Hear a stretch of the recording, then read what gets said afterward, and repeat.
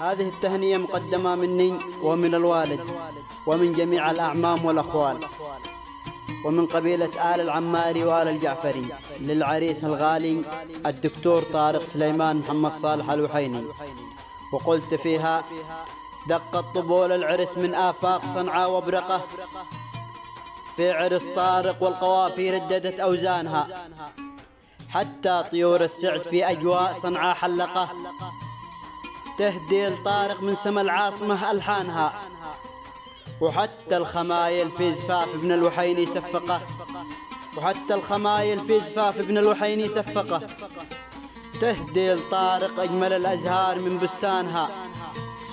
واليوم طارق معتلي بين الفوارس بيرقه، يسمع ويتلقى حروف الشعر من فرسانها، والأصحاب حوله والأقارب كلها متبندقة، والأصحاب حوله والأقارب كلها متبندقة، وحتى البنادق من بغمها رددت ألوانها.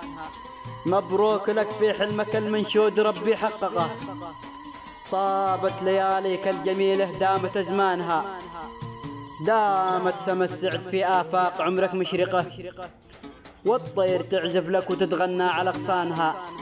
دامت سما السعد في آفاق عمرك مشرقة، والطير تعزف لك وتتغنى على ألحانها، والطير تعزف لك وتتغنى على أغصانها.